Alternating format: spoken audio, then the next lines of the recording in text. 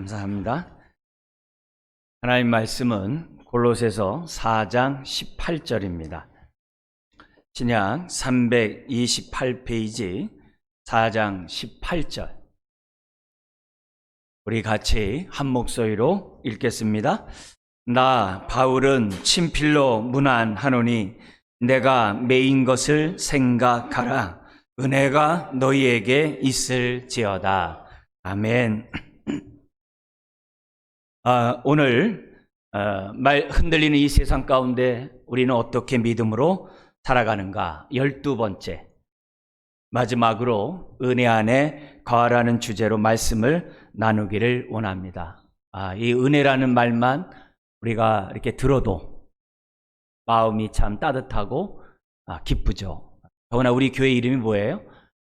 수서은혜 교회잖아요. 그래서 은혜라는 말만 이렇게 말만 해더라도 마음이 따뜻하고 또 감사하고 어떤 때는 너무나도 하나님 앞에 정말 기쁨을 올리지 않을 수가 없습니다. 오늘 마지막으로 흔들린 이 세상 가운데 우리는 어떻게 하면은 믿음으로 살아갈 수 있을까? 은혜 안에 거하면 된다는 겁니다. 그래서 오늘 은혜 안에 거하는 것이 무엇인지를 우리가 좀 생각해 보면서 정말 이 마지막 우리 12번째 주는 이 말씀 가운데 이 흔들리는 세상 가운데 감사가 넘쳐나는 저와 여러분 되시길 다시 한번 주의 이름으로 축원드립니다. 우리는 정말 흔들리는 세상에 살고 있어요. 개인적으로 뿐만이 아니라 국가적으로도 지금 코로나19로 인해서 흔들리고 있고 전 세계가 이렇게 흔들릴 줄 누가 알았겠습니까? 앞으로 또 어떤 것이 이 세상을 흔들지 모릅니다. 그럴 때마다 오늘 우리에게 골로새서의 말씀을 통해 주어졌던 이 원리들을 잘 생각하면서 우리의 삶에 적용해 나간다고 한다면 그만큼 우리는 흔들리는 세상 속에서도 정말 은혜를 맛보며 살아가는 저와 여러분들이 될 줄 믿습니다. 여러분, 그동안 골로새서를 통해서 우리가 배웠던 하나님의 원리들이 무엇입니까? 흔들릴 때마다, 힘들고 어려울 때마다 우리는 첫 번째로 뭐라고 했습니까? 그동안에 11가지 내용을 배웠는데 골로새 1장을 한번 펴시면서 한번 좀 우리가 간단하게 중요한 내용들을 한번 짚고 넘어갔으면 좋겠습니다. 여러분, 흔들릴 때마다 우리 첫 번째 뭐라고 그랬어요? 생각을 올바로 하자고 그랬어요. 흔들릴 때마다 육신의 생각을 하는 것이 아니라 성령의 생각을 하자 그랬어요. 성령의 생각대로 사람들은 행동하게 돼 있어요. 그래서 우리들이 힘들고 어려울 때마다 흔들릴 때마다 참으로 우리가 말씀에 따라 생각하자는 거예요. 무엇보다도 내가 누구인지를 정말 하나님 안에서 내가 누구인지를 생각하고 그리고 흔들릴 때마다 정말 소망 가운데 주어진 믿음과 그 사랑을 붙잡으라고 우리 첫 번째 1장 1절에서 또 8절에 얘기를 했죠. 그리고 두 번째는 1장 9절에서 또 14절에 뭐라고 그랬냐면은 힘들고 어려울 때마다 내 필요, 발등에 불이 떨어진 것을 놓고 기도하기보다는 왜 이것을 허락했는지, 왜 코로나19가 생겨났는지, 왜 내 삶에 이렇게 엄청난 일들이 나에게 발생했는지 하나님의 뜻을 물으라 그랬어요. 필요를 위한 기도보다도 뜻을 먼저 구하는 기도를 두 번째 항상 해야 된다라고 말씀을 드렸습니다. 세 번째가 뭐였습니까? 15절에서부터 23절에 나오는 것처럼 흔들릴 때마다 지금 나와 함께하는 내가 믿는 예수님이 누구인지를 깊이 생각하라 그랬어요. 내가 믿는 예수님은 정말 이 세상에 가장 으뜸되시는 만유의 주 만군의 주님이세요. 하나님의 형상이세요. 그분으로부터 세상이 창조되었어요. 그리고 그분이 정말 우리를 구속하시고 하나님과 화목하게 하시고 교회 안에서 이처럼 우리를 하나로 불러주신 분이 그것도 하나님 앞에 설 때는 거룩하고 흠없고 책망할 것이 없는 자로 완전한 자로 설 수 있도록 모든 은혜를 베풀어 주신 분이 바로 내가 믿는 예수님이에요. 내가 믿는 예수님이 크게 보이면 이 땅에 나의 당하는 이 고난과 고통과 아픔들은 작게 보이는 거예요. 다윗은 하나님이 크게 보여서 골리앗을 돌팔매로 죽인 거예요. 물리친 거예요. 오늘 힘들고 어려울 때마다 나와 함께하는, 내가 믿는 예수님이 누군지를 알라 이게. 그분은 가장 으뜸되시고 그분은 나를 구원하시고 하나님 앞에 온전하게 살아가는 데 있어서 아주 어떻게 돼요? 충분하신 그런 주님. 예수님이 나의 인생의 모든 것이 될 때 흔들리는 이 세상 속에서 우리는 감사하며 살아갈 수 있다는 것을 세 번째 배웠어요.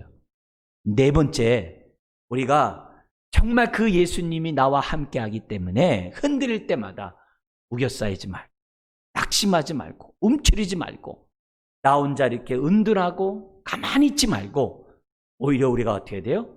믿음의 삶을 적극적으로 살아가야 한다는 거예요. 그게 1장 24절부터 2장 7절이에요.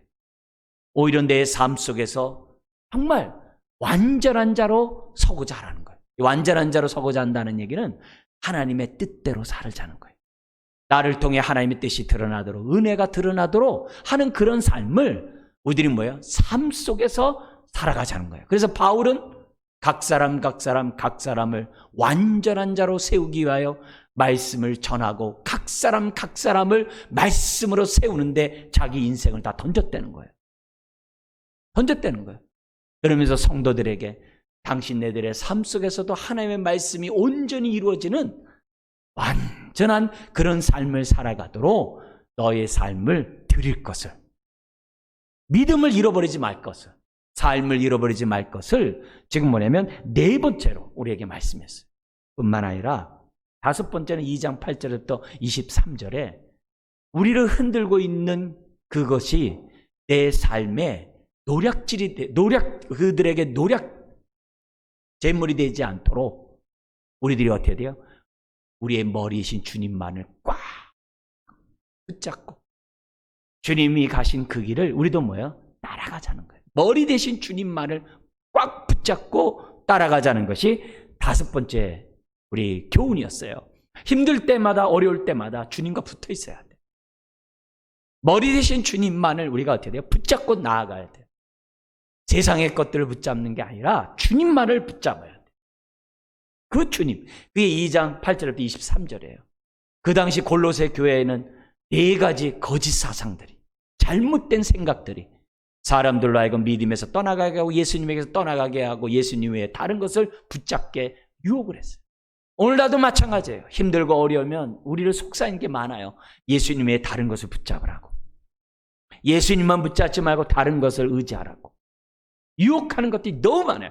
그럴 때마다 아니다, 머리 대신 주님만을 나는 붙잡으리라. 그런 모습이 기본적으로 우리들이 1, 2장을 통해서 다섯 가지 우리 원리를 우리에게 가르쳐줬어요.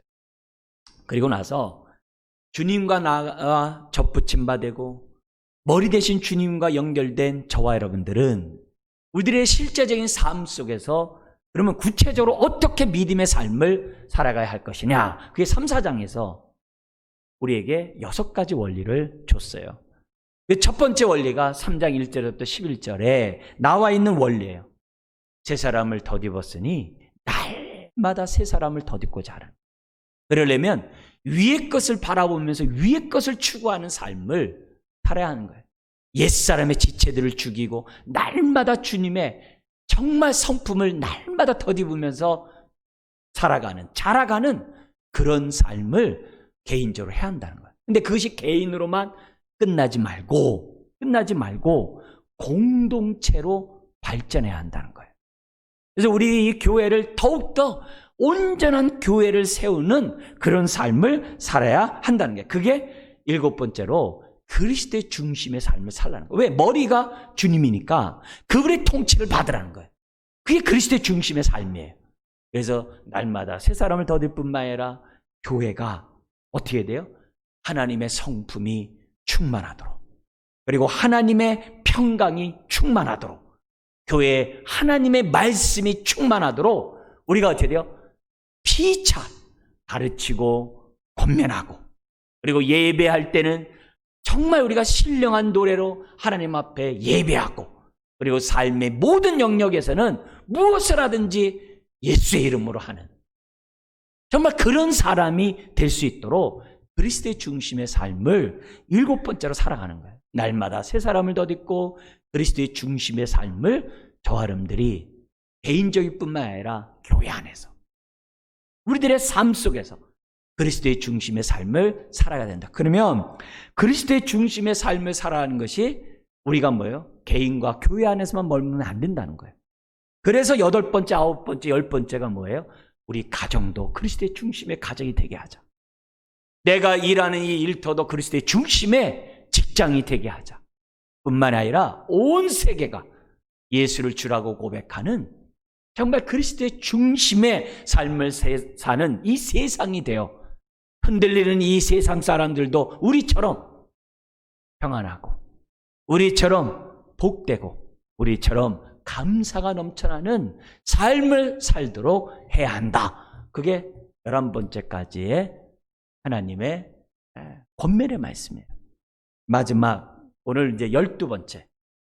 우리가 흔들리는 이 세상 가운데 믿음으로 살려면 어떻게 되느냐? 은혜 안에 거하라는 거예요. 은혜 안에 거하라고. 그럼 바울은 12번째 우리들에게 말씀하고 있어요. 사실 이 은혜는 모든 거예요. 그래서 골로새서도 1장에 뭐로 시작해요? 은혜와 평강이 너희에게 있을지어다. 그래요. 베드로 서신 같은 데는 뭐라 하냐면 하나님과 예수 그리스도를 알아가면 알아갈수록 은혜와 평강이 더욱 많아진다라고. 더욱 많아진다는 인사로 베드로는 인사하고 있어요. 무슨 말입니까? 은혜는 주님을 알아가면 알아갈수록 더욱 많아진다. 그 은혜로 시작했던 바울이 마지막은 뭐로 끝나는 거예요? 은혜가 너희에게 함께 있을지어다. 너에게 있을지어다. 은혜로 끝나고 있는 것을 보게 돼요. 바울이 이렇게 은혜라는 말을 많이 쓰는 이유는 뭘까요? 은혜의 의미를 알기 때문이죠. 은혜의 능력을 알기 때문이죠. 심지어는 에베소서 1장 같은 데서는 은혜의 영광을 찬미하래요. 은혜에 영광이 있다는 거예요. 하나님이 있는 곳에는 영광이 있거든요. 은혜가 있는 곳에는 영광이 있다는 거예요. 그래서 은혜의 영광을 찬양하래요. 죄사함을 받는 그 은혜가 있는 곳에는 하나님이 함께하기 때문에 그곳에 뭐가 있어요? 영광이 있는 거예요. 의롭다함 받는 그곳에는 하나님의 은혜의 영광이 있는 거예요. 은혜는 그냥 단순한 말이 아니에요. 은혜에는 능력이 있어요. 생명이 있어요. 영광이 있어요. 은혜에는 정말 살아 운동력이 있는 말씀이 있는 거예요.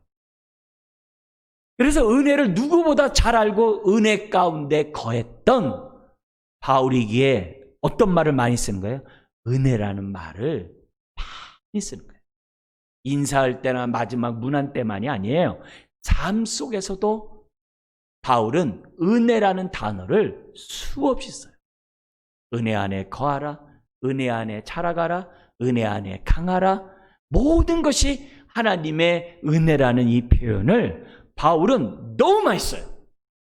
쓸 말이 없어서 쓰는 게 아니라 너무 소중하고 너무 귀하기 때문에 은혜라는 말을 많이 쓰고 있다는 사실을 저와 여러분들이 잊어서는 안 돼요. 더구나 바울 같은 대사도가 은혜라는 말을 많이 썼기 때문에 그 은혜가 빛을 발하는 거예요. 빛을 발하는 거예요. 우리가 생각할 때 바울은 정말 석학이었어요. 그 당시 당대 가말리엘이라는 아주 그냥 그 대선생의 제자였거든요. 뿐만 아니라 누구나 갖고 싶어하는 로마 시민권을 갖고 있는 사람이에요. 그는 히브리인 중에 히브리인이요, 베냐민 중에 베냐민이요, 심지어는 바리새인이에요. 그 당시 이스라엘로 얘기한다면 남부러울 것이 없는 사람이에요. 한때는 바울 자신도 예수 바깥에 있을 때 자기는 땅땅거리면서 살았던 사람이에요. 자기 일을 자랑했던 사람이에요.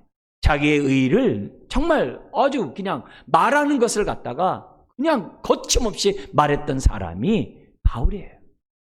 은혜 바깥에 있을 때 자기 나름대로 자기는 잘난 사람인 줄 알았어요.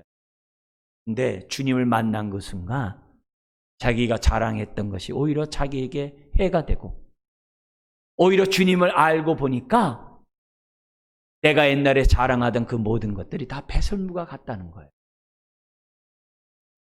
그런 다음에 바울의 삶은 은혜라는 이 말을 쓰는 것을 부끄러워하지 않았어요.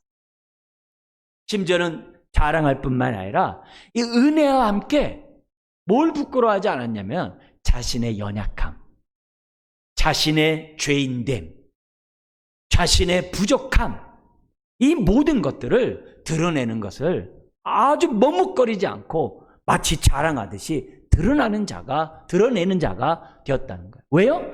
은혜를 알기 때문에. 우리 대표적인 바울의 그 은혜를 알았을 때 바울이 이 은혜라는 단어를 사용했던 그 말씀, 우리 세 가지를 잠깐 여러분들에게 좀 소개하려고요. 첫 번째가 뭐가 있냐면은 고린도전서 15장에 나와 있는 말씀이에요. 거기 보면 내가 나된 것은 하나님의 은혜로 된 것이다, 이런 표현을 써요. 그러면서 뭐냐면 내게 주신 주님의 은혜가 헛되지 아니하여 내가 모든 사도보다 더 많이 수고하였으나 내가 한 것이 아니요, 그래요. 많은 수고를 했는데 내가 한 것이 아니요, 오직 나와 함께 하신 하나님의 은혜로라. 하나님의 은혜 때문에 모든 사도보다 더 많은 수고를 했대요. 더 많은 수고. 바울이 얼마나 많은 수고를 했어요. 근데 내가 한 게 아니래.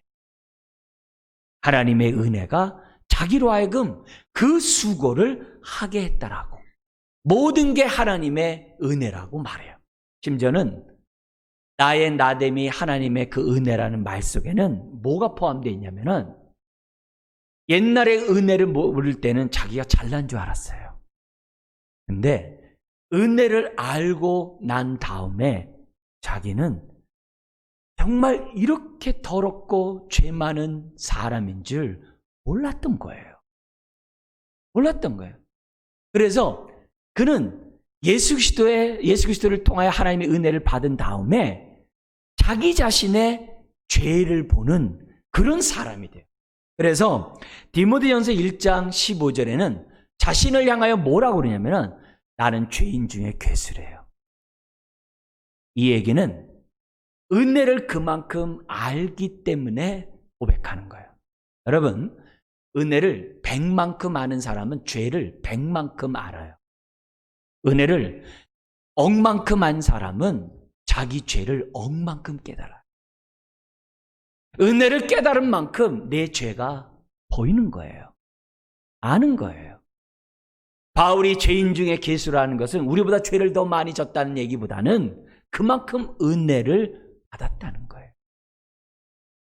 그래서 나의 나됨을 하나님의 은혜라고 얘기했을 때 이런 자를 위하여 십자가의 그 은혜를 베풀어 주신 그 은혜를 바울이 어떻게 돼요? 철저히 깨닫게 됐다는 거야. 그런데 죄인임을 깨달음과 동시에 어떻게 돼요? 바울은 자신이 또한 하나님의 사랑을 입은 하나님의 자녀가 되었다는 것 또한 은혜로 깨닫게 돼요. 그래서 바울이 이 죄인인 자기 자신, 도저히 하나님 은혜 없이는 살아갈 수 없는 자기 자신을 바울은 어떻게 돼요? 사랑해요.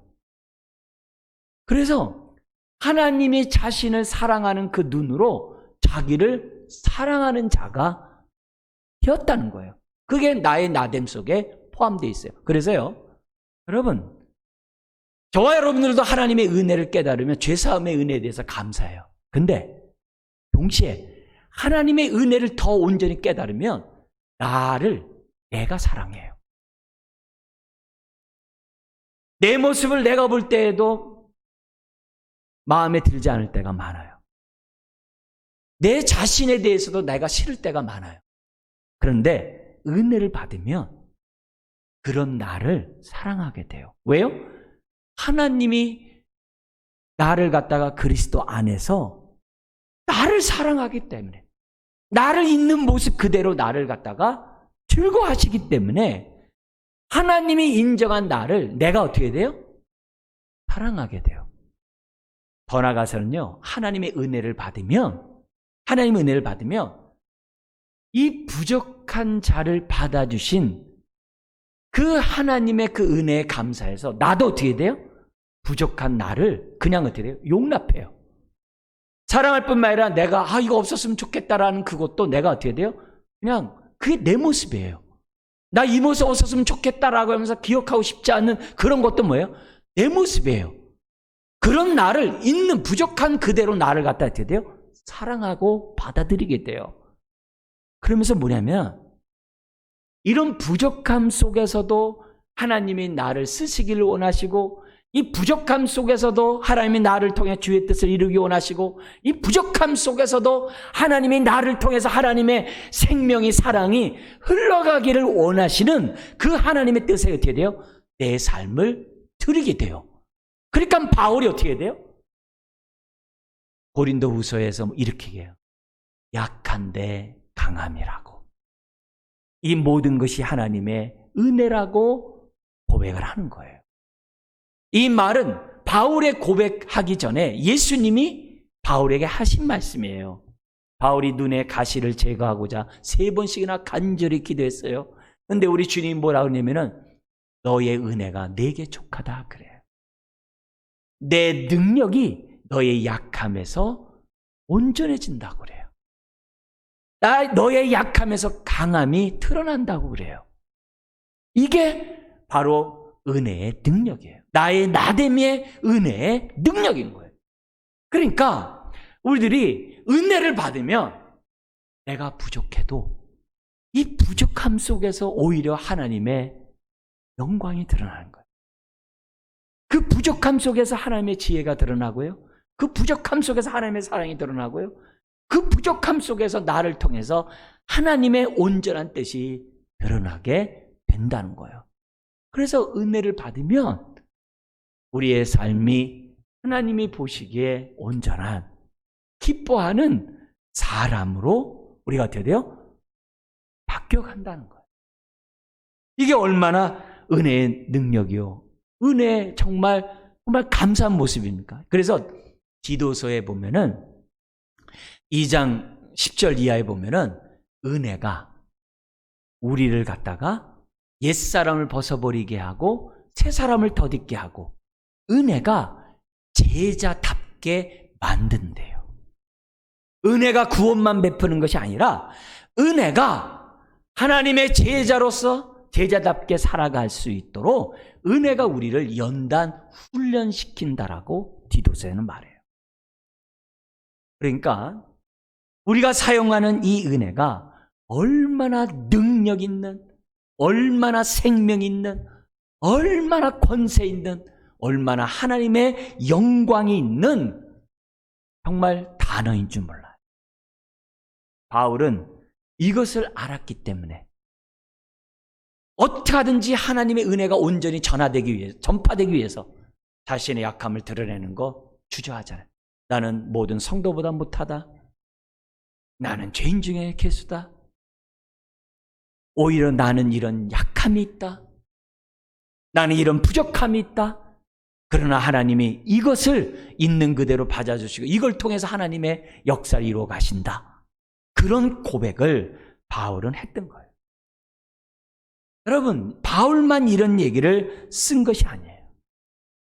베드로도 은혜 안에 자라가라고 얘기해요. 심지어는 히브리서에 보면은 우리의 마음을 굳게 강하게 하는 것이 하나님의 은혜라 그래요. 환난을 당하고 어려운 일을 당하면 우리 마음이 흐트러지잖아요. 불안하고 두렵잖아요. 연약해지잖아요. 근데 은혜가 우리의 마음을 굳게 한대요. 강하게 한대요. 이 모든 것이 하나님의 은혜라고 한다면 우리는 어떻게 돼요? 은혜 안에 거하는 것은 당연한 거죠. 오늘 말씀 이 18절의 말씀을 우리 다시 한번 읽겠습니다. 나 바울은 친필로 문안하노니 내가 매인 것을 생각하라. 은혜가 너희에게 있을지어다. 여러분, 은혜가 너희에게 있을지어다 하면서 두 가지 말을 했어요. 첫 번째는 친필로 문안한다 그래요. 두 번째는 나의 매인 것을 생각하라고 하면서 은혜가 너에게 있을지어다 그래요. 은혜를 얘기하면서 두 가지를 얘기를 했어요. 첫 번째가 뭐라고요? 친필로 썼다는 거예요. 친필로 썼다는 것은 무엇보다도 의미가 여러 가지 있겠습니다만 두 가지 얘기한다면 친필로 썼다는 얘기는 첫 번째, 데살로니가 후서 2장 2절을 통해서 첫 번째 뜻을 알 수 있어요. 뭐냐면 그 당시에 어떤 사람들이 바울의 이름으로 편지를 보내는 거예요. 바울의 이름으로 사람들에게, 교회들에게 편지를 보내면서 지금 어떻게 돼요? 종말의 때 주의 날이 가까웠으니까 주의 날을 갖다가 준비하라고 하면서 사람들에게 삶을 잃어버리게 해요. 과거에 우리 92년도에 시한부 종말론자들처럼 그런 일들이 그 당시 교회 안에 있었던 거예요. 그래서 데살로니가 교인들에게 내가 그 편지 쓴 적이 없다 그래요. 그것 때문에 바울이 친필로 썼다는 이 말을 함으로 무슨 얘기하는 거예요? 이 골로새서는 바울이 썼다는 증명을 위하여 첫 번째 의도가 있어요. 두 번째 의도가 있어요.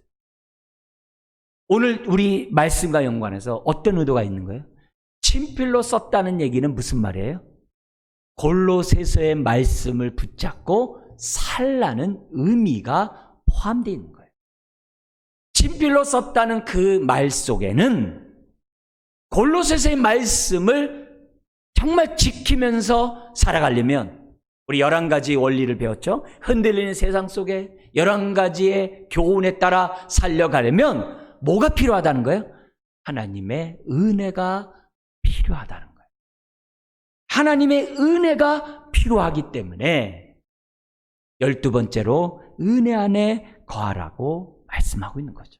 여러분, 골로새서에 있는 말씀뿐만 아니라 모든 말씀은 은혜 안에 있을 때 순종할 수 있어요. 은혜 바깥에 있으면, 다른 말로 하면 예수 바깥에 있으면 하나님의 말씀에 따라 못 살아요. 하나님의 말씀대로 살아갈 수 있으려면 은혜가 필요해요. 은혜가 있어야 나의 죄를 십자가에 못 박을 수 있고, 은혜가 있어야 옛사람을 못 박아버릴 수 있고, 은혜가 있어야 새 사람을 덧입을 수 있고, 은혜가 있어야 하나님의 은혜가 나를 통해 흘러넘칠 수 있는 거예요. 흘러갈 수 있는 거예요. 은혜가 없으면 우리는 어떻게 돼요? 어려울 때마다 움츠려요. 힘들 때마다 사람 보기 싫어요. 고통스러운 일이 있을 때마다 입을 닫아버려요. 그래서 내 안에 있는 은혜가 갇혀버려요. 어려운 문제 때문에 내 믿음, 내 신앙이 어떻게 돼요? 딱 문을 닫아버려요. 그래서 세상 사람들 볼 때 내가 믿는 사람인지 안 믿는 사람인지 분간이 안 돼요. 세상 사람들이 볼 때 저 사람이 교회 다닌다고 하면서 불신자와 다를 바가 없는 거예요. 없는 거예요. 그런데 은혜가 임하면 이 은혜가 솟아나는 샘물이 되어서 지금 어떻게 돼요? 흘러가게 된다. 흘러가게 된다는 거예요. 그런 의미에서 오늘 골로새서의 이 말씀대로 살아가려면 11가지 그 원리대로 우리들이 흔들린 세상 가운데 살아가려면 뭐가 있어야 돼요? 은혜가 필요하고 저와 여러분들이 은혜 안에 거해야 한다는 것을 우리들에게 가르쳐줘요. 혹자는 이런 얘기예요. 아니, 이렇게 흔들리는 이 세상 속에서 보니까, 가만 보니까 지금 미국 같은 데서 양적 완화에서 그 엄청난 그 돈을 갖다가 막 찍어냈는데 알고 봤더니 그 돈이 부자들에게, 부자 회사들에게 더 갚버리고, 흔히 말하는 뭐 마이크로소프트라든지 이런 페이스북이라는 그런 돈으로 그 회사로 다 갚버리고 가난한 사람들은 더 가난해지게 됐다라고 하는 그런 얘기들을 해요. 그러면서 이렇게 얘기를 해요. 어떻게 그 사람들은 흔들린 세상 속에 더 부자가 되느냐? 어떻게 그 흔들리는 사람 속에, 세상 속에서 어떻게 그 사람들은 더 이렇게 잘 사냐? 그렇게 얘기를 해요. 여러분, 일반 은총 가운데 하나님은 이 세상 가운데 살아가게 했어요. 그렇지만 오늘 저와 여러분들이 분명히 알아야 될 것은 은혜 안에 있으면 내가 소유가 많든 적든, 지위가 높든 낮든, 세상에 지식이 많든 적든 그런 게 중요한 것이 아니라 모든 사람들이 그리스도 안에서 정말 이 골로새 주제로 표현한다고 한다면 감사가 넘쳐나는 삶을 살아갈 수 있다는 거예요. 오늘 이처럼 예배 드리면서 하나님의 말씀을 왜 듣고 말씀대로 왜 살려고 해요? 일반 은총 가운데 차별 있는 이 세상 가운데 우리들이 정말 낙심하며 좌절하며 살아갈 것이 아니라 뭐예요?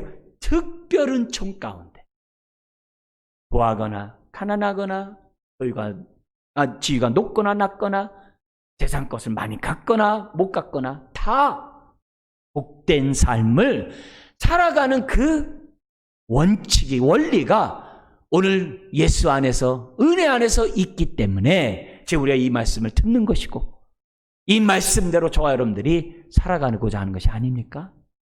어떤 분이 또 이렇게 얘기를 해요. 예수 믿으면 뭔가 좀 편안하고 잘 되고 뭔가 좀 이렇게 촥촥촥촥 그냥 기도한 대로 응답되고 그러려고 내가 믿었지. 어떻게 보면 내 삶이 이렇게 더 힘들고 어렵냐라고 이렇게 반문하는 분들도 계세요. 여러분 냉정하게 생각해 보면 예수 믿기 전에도 우리의 삶은 힘들었어요. 왜요? 세상 자체가 흔들리고 있거든요. 우리는 이미 흔들리는 세상 속에서 우리는 살아왔던 자예요. 예수 믿기 전에도 우리는 힘들고 어렵고 우리가 지금 믿고 난 다음에 겪고 있는 이 아픔과 슬픔들을 다 갖고 있었어요. 그런데 우리가 예수 그리스도를 믿음으로 더구나 은혜 안에 우리들이 거하고 정말 이 골로새의 말씀 가운데 살아간다면 누구든지 예외 없이 모든 사람 정말 없는 가운데서도 감사할 수 있고 연약한 가운데서도 감사할 수 있고 부족한 가운데서도 감사할 수 있는 복된 삶을 저와 여러분들이 살아갈 수 있다는 겁니다. 여러분 지금 바울과 함께 했던 사람들 보세요. 그들은 엄청난 흔들리는 세상 속에 살았어요. 복음을 전했던 것들 때문에 감옥에 갇히는 그런 시대에 살았어요. 모든 산업을 빼앗기는 그런 시대에 살았어요. 많은 핍박 가운데 살았던 사람들이 바로 그 당시 바울과 함께 했던 사람들이에요. 그러나 소유가 지위가 낮고 없다 할지라도 그들은 어떻게 돼요? 하나님의 평강 가운데 살았던 사람이에요. 평강뿐만이 아니라 감사가 넘쳐나는 삶을 살았던 사람이에요. 감사만 개인적으로 넘쳐나는 것이 아니라 많은 사람들에게 복음을 전하며 함께 감사하기를 원했던 사람들. 무엇보다도 감옥에 갇히는 그런 현실 속에서도 복음을 전하는 것을 주저하지 않았던 것은 왜 그래요? 은혜가 그들과 함께 했기 때문이고 은혜가 그들로 하여금 그런 가운데서도 감사가 넘쳐나는 삶을 살게 했기 때문이라는 거예요. 그래서 오늘 저와 여러분들이 이 골로새서의 말씀 가운데 살아가려면 뭐가 필요해요? 은혜가 필요하다는 거예요. 더 나아가서 두 번째 한 말이 뭡니까? 내가 매인 것을 생각하라고 말씀하면서 은혜가 너에게 있을지어다 했어요. 여러분 이 매인 것을 생각하라는 이 말씀 앞에 그 생각이란 단어 앞에 계속이란 단어가 번역이 안 됐어요. 바울은 자기의 매인 것을 계속 생각하래요. 그러면서 은혜가 너에게 있을지어다라고 얘기를 해요. 자기의 매인 것을 생각하는 것을 여러 가지로 사람에 따라 각기 생각할 수 있겠죠. 그러나 가장 기본적인 게 뭐예요? 골로새 성도들이요. 당신네들도 나처럼 감옥에 갇힐 수 있습니다. 그러나 은혜가 있으면 됩니다. 은혜가 있으면 당신도 나처럼 평강할 겁니다. 그런 교훈을 주기 위해서 나 감옥에 갇히면 어떡하지 두려워하는 사람들에게 바울의 매인 것을 생각하라고 말할 수 있어요. 반면에 감옥에 갇히는 건 두려워하지 않지만 또 반면에 또 어떤 사람이 있냐면은 어려운 일 있고 힘든 일 있고 고통스러운 일이 있을 때 자꾸 어떻게 돼요? 문을 닫고 의기소침하고 사람들과 대화하기를 꺼려하고 사람들을 만나기를 싫어하는 그런 사람들이 있을 수 있어요. 그런 사람들에게 이 말이 어떤 권면이 되겠어요? 나의 매임을 생각하라는 그 말이 어떻게 그들에게 권면되겠어요? 바울처럼 나도 살아야 되겠구나 라는 동기부여가 된다는 거죠. 바울이 어떻게 살았어요? 감옥에 있어도요, 찬송과 기도를 올린 사람이에요. 바울은요, 감옥에 갇혀 있어도요, 자기를 지금 감시하는 로마 군인에게 복음을 전한 사람이에요. 그래서 빌립보서에는 시위대에, 로마 군대에 복음이 전파되었다라고 그래요. 감옥에 갇혀 있는데도, 매여 있는데도 복음은 안 메었던 거예요. 자기 몸은 갇혀 있지만 바울의 마음에 있는 하나님의 말씀은 메이지 않은 거예요. 그러니까 복음을 전했죠. 그 감옥 안에서만이 아니라 바울을 찾아오는 로마에 사는 많은 사람들이 있었어요. 그런 사람들에게 바울이 어떻게 했다고 그래? 2년 동안 있으면서 사도행전 28장에 보니까는 하나님의 나라의 말씀을 가르쳤다고 그래요. 바울은 감옥에 갇혀 있지만 그의 복음은 시위대를 벗어나가지고 로마 전체에 퍼졌던 거예요. 로마에만 퍼졌어요? 아니에요. 바울 안에 있는 그 은혜는 흘러넘쳐가지고 그리스 북부 지역까지 갔어요. 그게 빌립보서예요. 그리스 북부 지역까지만 간 것이 아니라 터키까지 넘어갔어요. 그게 골로새서예요. 바울은 매여 있으면서도 불구하고 그 속에 있는 은혜는 매이지 않았어요. 그 안에 있는 말씀은 매이지 않았어요. 심지어는 바울은 감옥에 있을 때에도 기도하기를 멈추지 않았다고 그래요. 바로 이런 모습을 바울은 뭐라고 얘기하는 거예요? 나의 매인 것을 계속 생각하라. 그 말은 무슨 말이에요? 당신네들도 나처럼 살라는 거예요. 그리고 살 수 있다는 거예요. 뭐만 있으면? 은혜가 있으면. 은혜가 있으면.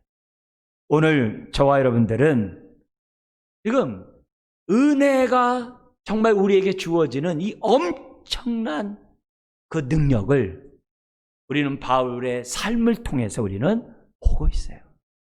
왜 이런 말씀을 우리들에게 지금 보여주고 있습니까? 왜 바울이 흔들리는 세상 가운데 어떻게 사는 것이 믿음으로 사는 것인지를 왜 우리들에게 지금 보여줍니까? 다른 게 아니죠. 저와 여러분들도 그렇게 살 수 있다는 거예요. 나는 할 수 없지만 은혜가 나와 함께 하면은 우리들은 얼마든지 바울처럼 살아갈 수 있다는 것이 하나님의 권면의 말씀인 줄 믿습니다. 여러분, 은혜가 있는 곳에는 오늘 이 말씀이 응하게 됩니다. 마지막으로 바울이 두 번째로 골로새 성도를 위해서 기도했던 기도의 내용을 한 번 더 묵상하면서 오늘 말씀을 마치기를 원합니다. 우리 한번 1장 9절 이하에 보세요. 바울이 골로새 교회를 위하여 기도했던 두 가지 내용이 뭐였죠? 첫째는 9절에 하나님의 뜻을 아는 것으로 우리가 어떻게 돼요? 채워지기를 원한대요. 오늘 우리는 하나님의 뜻이 뭔지를 알았어요. 근데 이 뜻을 아는 것도 역시 하나님의 은혜로 말미암아요. 은혜 가운데 그 뜻을 알 수 있어요. 두 번째, 하나님의 뜻을 아는 것으로 끝나지 말고 그 뜻대로 순종하며 살기를 기도하고 있어요. 그렇게 순종하며 살아갈 때, 합당하게 행할 때 범사의 하나님을 기쁘시게 할 수 있다는 것이 두 번째 기도였어요. 우리가 그 뜻대로 오늘 이 골로새서의 말씀대로 순종하며 살아가는 것은 하나님의 기쁨이 되는데 그것은 다 뭐예요? 은혜만이 순종하게 할 수 있다는 거예요. 자, 근데 어떻게 살아감으로 하나님을 기쁘게 하는가? 어떻게 순종하며 하나님을 기쁘게 하는 것이 네 가지가 나왔다고 그랬어요. 그 네 가지가 10절 하반절부터 12절에 나옵니다. 첫 번째가 뭐였어요? 모든 선한 일에 열매를 맺으면서 하나님을 기쁘게 하래요. 여기 모든 선한 일은 뭐냐? 골로새서의 모든 말씀을 얘기하고 특별히 뭐 얘기해요? 3, 4장의 말씀을 얘기해요. 나와 교회가 건강한 개인과 건강한 교회로 끝나지 말고 건강한 가정, 건강한 일터, 그리스도의 중심인 정말 이 세상을 만들어 가라고 하는 바로 그 말씀과 연관돼요. 그래서 우리들의 삶의 모든 영역 속에 선한 일에 열매를 맺어가는 삶을 살아갈 수가 있는 것이 은혜 때문이고, 그렇게 삶으로 범사의 하나님을 기쁘게 하라는 거예요. 두 번째는 하나님을 아는 것에 자라게 함으로 하나님을 기쁘게 하래요. 우리가 은혜를 알아가면 알아갈수록 자라가게 돼요. 자라가면 자라갈수록 우리는 어떻게 돼요? 모든 삶의 영역에서 하나님의 뜻을 드러내는 자로 자라가게 돼요. 그래서 우리가 하나님을 알아감으로 하나님을 기쁘게 하라는 거예요. 그래서 열매를 맺는 게 외적이라고 하면은 하나님을 알아가는 것은 내적인 거죠. 세 번째는 11절에 있죠. 그의 영광의 힘을 따라 모든 능력으로 능하게 하시되 특별히 기쁨으로 모든 견딤과 오래 참음에 이르는 삶을 살아감을 하나님을 기쁘게 하래요. 그 당시의 삶이 얼마나 핍박이요 고난이요 고통입니까? 모든 견딤과 오래 참음이 없으면 안 되거든요. 근데 그것을 능력 가운데 기쁨으로 감당하게 하는 것이 은혜래요. 마지막 네 번째, 감사함으로 기쁘게 하래요. 훗날에 천국에서만이 유업을 누리는 것이 아니라 이 땅 안에서 예수 안에서 하나님의 모든 복들을 누리는 것이 하나님의 뜻이거든요. 그러니까 예수 안에 있는 모든 복을 감사함으로 하나님을 기쁘게 하래요. 이 모든 것이 뭐예요? 은혜라는 거예요. 오늘 이 바울이 우리에게 가르치셨던 이 기도의 내용이 골로새서 전체의 기도 내용이고, 우리가 성경적인 기도가 뭐냐? 바로 이런 게 성경적 기도라는 거예요. 이런 기도를 배우고 이런 기도를 하고 이런 기도를 이루어가는 삶을 살아야 하는 것이 흔들리는 이 세상, 정말 이 고통 가운데 눈물이 마르지 않는 이 세상에서 믿음으로 살아가는 정말 방법이라는 것을 우리에게 말씀하고 있어요. 여러분, 우리의 행복은 다른 데 있는 것이 아니에요. 오늘 이 말씀에 따라 살아갈 때, 은혜 안에 거할 때 우리에게 참된 행복이 있다는 사실을 다시 한번 깨닫고 누리시기를, 그리고 흘러넘치게 하시기를 주의 이름으로 축원합니다. 기도하겠습니다. 하나님 아버지, 흔들리는 이 세상 가운데 굳건한 믿음을 갖게 하시고 받은 교훈에 따라 굳게 서서 감사가 넘쳐나는